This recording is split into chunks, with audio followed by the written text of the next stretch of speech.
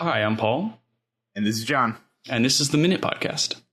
If you give a mouse a cookie, I'm pretty sure he'd write a book. Give Jenny Kent $600, she'll direct the Babadook. Star Dwayne Johnson in Pretty Woman, and you know it wouldn't last. But give us just a minute, and we'll give you a podcast. The Minute Podcast. So, for the Minute Podcast, we watch a minute of some type of media. We try and work out what's happening and reflect on what it means to us and what we think is interesting. And we just try and contextualize it. Today we're discussing Episode 3, Minute 12 of The Young Pope. Great, thanks. And this episode is brought to you by fake ads. Either ads for fake products or fake ads for real products that we're hope not feeling especially litigious. Visit your local fake ads retailer today. So we also wanted to quickly say, what is our current level of understanding of whatever piece of media we're watching today? Of course, it is The Young Pope. And for me, I have almost no familiarity at all with The Young Pope. I've seen maybe 5 minutes of an episode over my girlfriend's shoulder. What about you, John? I believe I watched the trailer, laughed at it, and then found out it was, one of those HBO, shows, and I'd probably never see it anyway. It just looked hilarious in the trailer. We'll find out. Is it a comedy? No, we'll find out. It is not a comedy. It is, it is in fact, very, very serious and somewhat distressing in some aspects. Mm-hmm. So, what I would say is the overall setting of this minute of Young Pope. It starts off with 3 people sitting at a very large table or desk. The first person being the young Pope himself, and he is sitting in a large white chair that has been wallpapered to match all of the walls, which are also white, and he has a monochromatic attire, so he's also all in white, and he is played, of course, by Jude Law. I believe that's the actor's name. Mm-hmm. And he is also pasty white. So it sort of creates a very interesting motif across the entire thing. And across from him is a man dressed in what I assume are cardinal dress, with a large mole on his cheek. And also, like, sort of...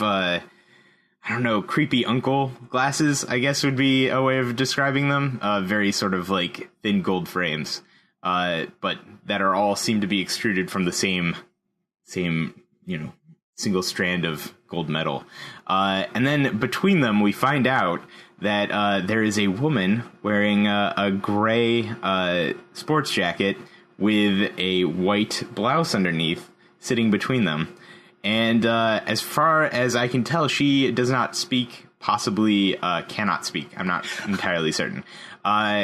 There also seems to be a bunch of random lamps surrounding her. Yep. Yes, I'm not really sure why everyone else seems to be in like this giant room, and all of the lamps of that room seem to have just been shoved around this gray-clad woman. John, did we ever learn the names of any of the characters during this minute? No. In fact, I believe that the only hints that we get on what's happening or like who these people are when the way that sort of people address one another. Like, for instance, the cardinal, constantly says "Holy Father this, Holy Father that," all that sort of stuff. So that's why I assume the young Pope is in fact the young Pope and not just the young cardinal. So yeah, then, the white clothes. So yeah. It's true. I thought it was interesting. I actually thought Jude Law looked pretty tan in this role. You said he was pasty white. It might just be in comparison to the chair in the background and everyone else in the scene. That's true. It could be. I don't know. I mean, he is presumably in Italy right now, which I'd imagine is getting some good sunshine. But I don't know. He just is so obviously like English to me that it just comes across that way. Maybe I'm seeing his like cultural pasty whiteness instead of yeah. All right. So Do you want to do a reading? We can do a reading of the scene. Yeah, we will. I think that that'll work. You wanted to play the part of the young pope, and I'll be Cardinal Mole, as we're going to refer to him, because we have no idea who he is. Yes, Cardinal Mole. Sure. All right, so it starts off, we're in a room. I, the young pope, am in frame right now. And I start with, "Then I will, in due time." Right, and then Cardinal Mole responds, "Holy Father, it is my duty to inform you that the press and the TV news, after attacking us over your inaugural speech, have now begun a new phase in which they ask us to clarify the meaning of your statements." I now look to the woman, or possibly the candlestick or lamp next to her, I'm not entirely certain, and say, "Typical plebeian reaction, to hate what you do not understand." And then I respond, "How are we going to put over this idea that the World Press Corps has difficulty understanding the basic concepts?" The woman in gray is now just looking between the young pope and the cardinal, and then the pope himself gives what I can only describe as a pope shrug, which involves his frowning, lots of blinking, and like both of his arms raising up to about a 15-degree angle from his torso, and then like just full on like hammy shrug. And now Cardinal Mole.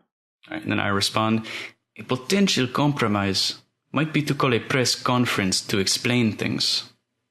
"I don't appear. I don't explain." And then I look sort of exasperated and I say, "Not you, Holy Father. I could go by myself to give an interview." "We no longer give interviews, Your Eminence. The only interviews we give are to God." End scene. Which I thought is a pretty powerful line, actually. Yeah, I know. It is. It's a bit hammy, but we definitely picked randomly a minute that seemed to at least encompass some sort of scene. It does. Yeah, no. This was a weird thing, especially like the whole. Wait, am I missing something in here? I feel like I'm missing something. What, part of the script? Yeah, I'm missing part of the script. I think you are. I wasn't going to say anything, but... Oh, good lord. No one will know. No one watches The Young Pope. No, but I swear to God, I wrote it out. Like, I wrote out this whole thing about, like, him addressing... Like, I wrote it out. I must have accidentally deleted it or something. Oh, that's amazing. Oh, good lord. Anyway, that's a majority of what happened in this. Enough to get a sense of it. Well, and I had one real reaction to this scene, John, was that the young pope seems a little Trumpian, and Cardinal Mole seems to be his Sean Spicer. I mean, the liberal media is asking him to explain the comments that are made by the, oh no, that Holy is Father. That is definitely the parallel I see here. It also is because, like, I happen to know, I suppose one thing I did not disclose is that I have seen, like, posters for this. And I believe that they did sort of play up the fact that he's the first American pope. Okay. And so I'm not sure how much of that is supposed to be like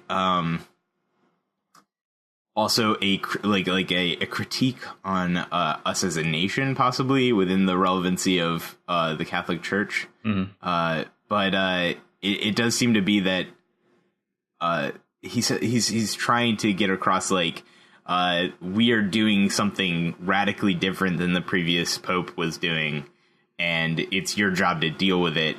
But I don't want you to compromise with them at all. So it's this sort of like this poor cardinal. Cardinal Mole. I assume poor cardinal. For all I know, he's like the villain of the piece. But well, it's hard to say. I wonder did you get a sense at all that he was making a power play by having this meeting and trying to get more FaceTime with the media? I mean, I think that's exactly what it was, is that when he was in here talking to the Pope, every time he gave him an answer, I don't know if that's because, like, that's literally his role, or he was like, well, I could go talk to the media, I can be the face of the Catholic Church, so to speak. I'd be happy to fall on that, sword, so to speak. But I think overall, He did seem to have, like, ulterior motives. I think he probably did. Do cardinals carry swords? Is that part of their formal attire? Yes. Yes, it is. Swords, and also they all have a cup that may or may not be the Holy Grail. Oh, ooh, that way you just never know. Yeah, that you never which know. one has it. Oh, exactly. Yeah, so don't drink out of that. If a cardinal if a cardinal gives you a cup, do not drink from it. You'll become a skeleton mummy. I was going to say I saw that at the end of Indiana Jones also. Yeah. Well, the other real theme that I potentially saw in this shot is I think the looking woman, as we've been referring to her, yes, might be a metaphorical character. To me, she seems a little more modern than the two men who were in the shot. She looks does. a little bit out of place, different lighting. Possibly that's the reason. And I'm wondering, is she a metaphor for the modern Catholic? Possibly. Trying to watch this interaction between the young pope and his many cardinals and not saying anything because she doesn't understand, maybe doesn't care, maybe is mute. I mean, we know nothing about the character. Yeah, exactly. Well, I feel like the woman, she seems to love using her eyes as a form of expression. Mm-hmm. So I think she may represent the media. Ooh. Yeah, because she's very good at observing and possibly not very good at commenting. Anyway, I think another part of this that I want to draw our attention to is the fact that she is the only person with a cross around her neck that happens to be actually held up by the chain that is also around her neck. Whereas, true, I'm not sure if you noticed this, but this bothered me the entire time I watched this, and I have no idea why. Maybe we can get to the heart of this, deep psychological dive on me. Mm-hmm. But the Pope and also the Cardinal were wearing crosses, large, substantial crosses with large, substantial chains that were, in fact, not holding up the cross whatsoever. They were attached, in fact, to the third button on their cassock. And I imagine there's some sort of symbolism or reason for this. Maybe, I don't know, they don't want it swinging around all the time. But it really bothered me that they had like this double standard of like, holding the cross up with these giant chains that they apparently did not need because they have, buttonholes on them. Yeah, I did notice it. I thought it was interesting. I mean, are you a papist, John? Are you Catholic? No, I'm not. I'm not Catholic. I was going to say, well, I think we need a Catholic guest to come in and explain whether or not things are normal. Maybe that's a legitimate Catholic style. I mean, I also feel like, you got a big cross, you solve problems in different ways. Like, I mean, you got like, maybe I need to live the experience, walk around with a giant cross on my chest for a while and see like, man, I really wish I could tether this to the third button on my shirt. So what you're saying is method podcasting. Exactly. Method podcasting. Okay. We'll look into it. Yeah, no, I will. I'll see what the largest cross on Amazon is available right now. But yeah, so I'm not sure. I think another weird thing that we did not address is that they do seem to reference some sort of like conspiracy against them from a person that I believe was named Kurtzman or something like that. It was Kurtwell. Kurtwell. Yeah. It was very difficult to understand the Cardinal Mole here. He was obviously like, I mean, English was not his first language, and that's perfectly fine. But it just seemed weird that they seemed to give him all of the weird, like, most Germanic sounding words for him to try and like chew. Whereas like the young Pope just like said 4 things at any given point in time, which I guess he's supposed to look enigmatic, correct? Yeah, I think so. I was wondering are we supposed to assume Kurtwell's the villain if he's defiant and insolent? I would. Well, that's true. I mean, defiant and insolent against the Nazi. Like, I'm not. I mean, one of the questions I had when we started this whole thing is this a period piece? Like, the woman wearing a sports coat, I feel like makes it so that it's not like, the 1920s, or maybe, I don't know. But, the glasses that the Cardinal is wearing are not hip whatsoever. So he's not a hip cardinal. No, yeah. He's not with it. And I feel like, maybe it's like them playing off of his age. But at the same time, nothing else in the room gave me any hint whatsoever that this did not take place in like the 70s. I think it might have been in the 70s or the 80s. I haven't seen, of course, hardly any of the show, but based on our limited content, I feel like I've probably seen a commercial. I mean, the Pope did not have a blowout. True. The Cardinal was not wearing, at least that I could tell, under the sort of weird cape thingy. Mm-hmm. It's not the cape thing, because there is a cape thingy. I happen to know. I did look at the Wikipedia for cardinal clothes or whatever, cardinal dress, and there is a cape, but this is like more of like a nipple like a nipple level cape. It's like, it's not shoulder, it's over the shoulders, and then to like what I assume is like the lower chest area. But yeah, and I don't know. There's no hint whatsoever that this takes place at any other time. They don't even text one another. I mean, for all we knew, they could have been Snapchatting the entire time. I guess he was a pretty young pope. He was a pretty young pope. He's like what, 45, 50 in this? Do you have to be 45 to be elected pope? Is it like I think houses of office? It's my understanding that you just like have to be a cardinal, I think. Okay. I know smoke is involved. Yeah. They haven't moved on to vaping yet. So. So we know it's not in the 2000s. No, it's not in the 2000s. Yeah. Well, there were a couple of other things, John, that I thought were interesting in the background of the scene that we saw. There was a bookshelf with entirely uniform books in it. They were all exactly the same color and exactly the same size. So it's where all the Bibles are stored, I guess? So there's a couple options. Maybe they're all Bibles, in which case, how many of the same Bible do you need as Pope? I mean, I assume at least one you want to spare, but... They get worn out. He probably reads them a lot. Or maybe he doesn't. When you're the Pope, do you have it all memorized? I would hope not. That seems like a lot of time dedicated to memorizing the Bible. Although if it's your job, I mean, it's only one or maybe two books to memorize. I guess it's, well, I mean, yeah, I guess one or two books. That and all of like, all the other liturgy that goes along with Catholicism.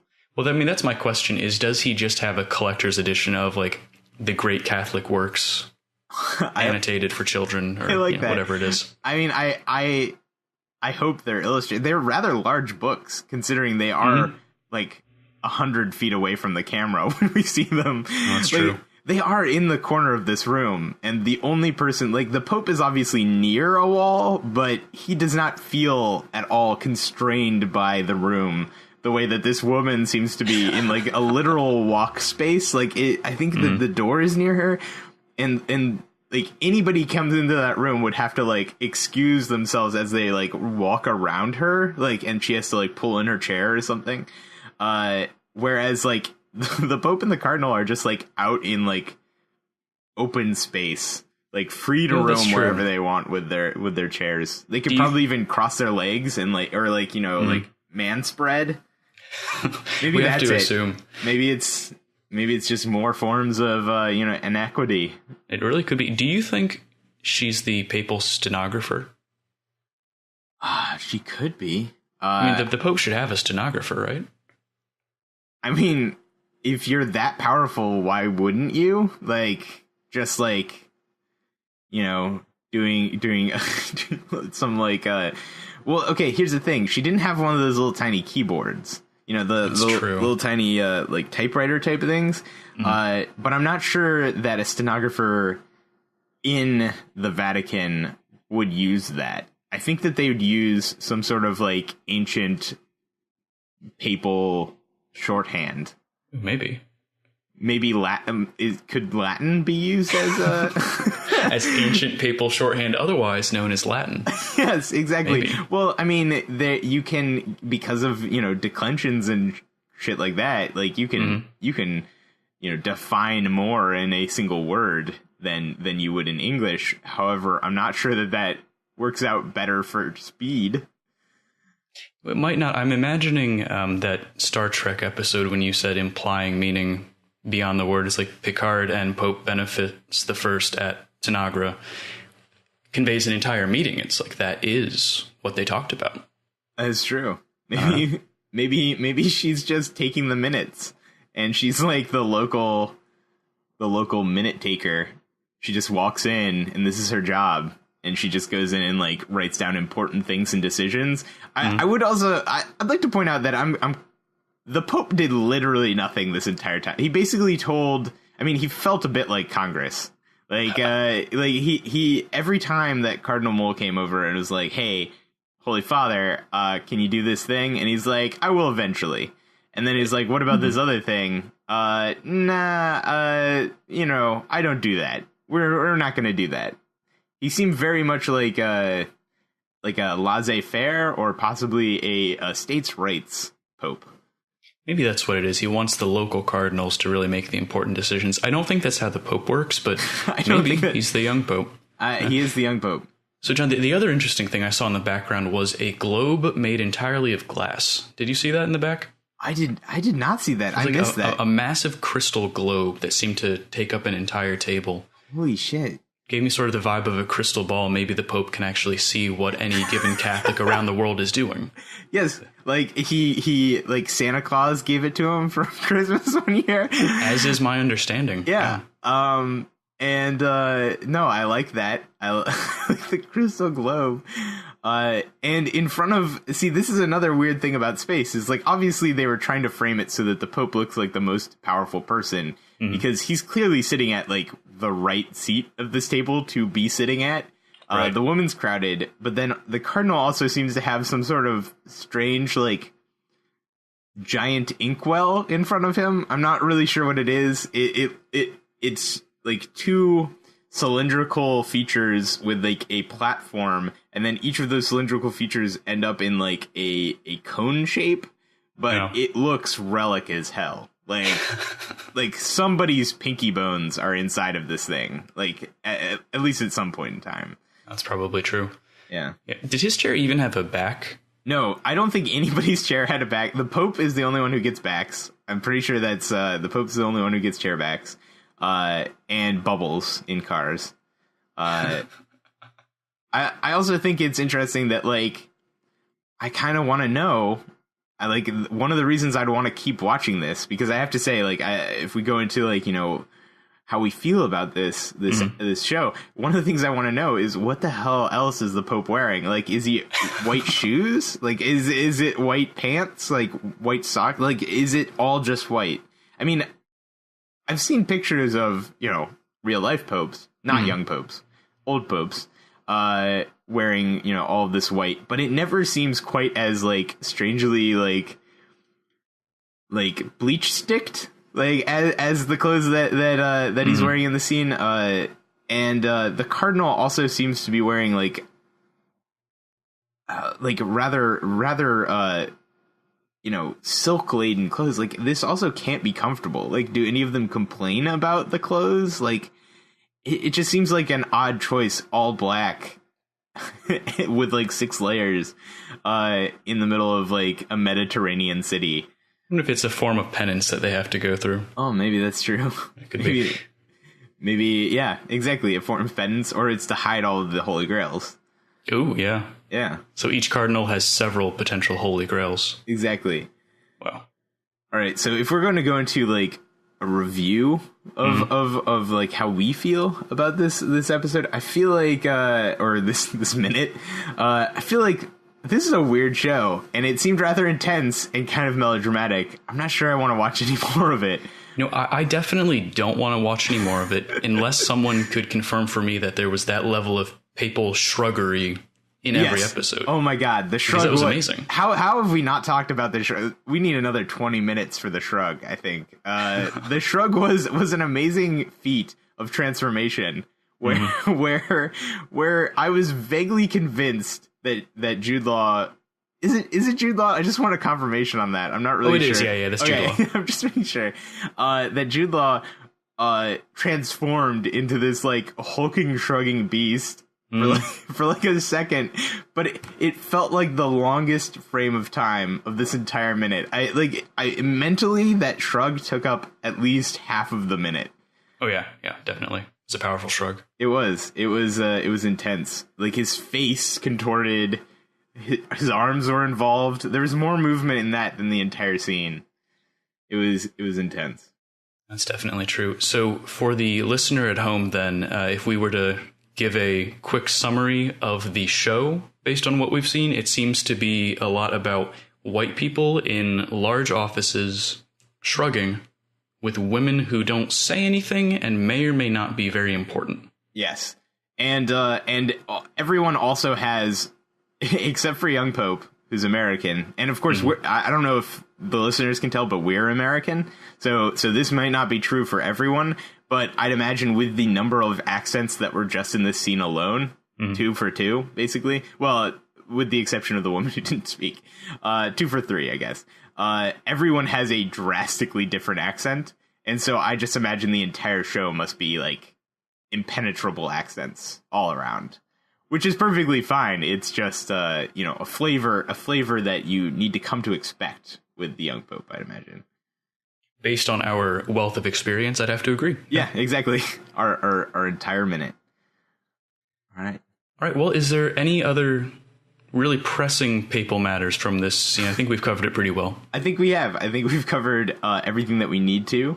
And I think that's it. All right, well, let's thank the listener at home. Thank you for joining us. This episode of the Minute Podcast was hosted by John Ward and Paul Rehberg, produced by John Ward, with theme music by Paul Rehberg. Thanks very much for joining us. Thank you. And as always, you can reach us at theminutepodcast@gmail.com with questions, concerns, or recommendations for future minutes. Holy crap, you've made it to the end. We'll be back next week to do it all again. Until then, be well and be sure to take a minute. The Minute Podcast.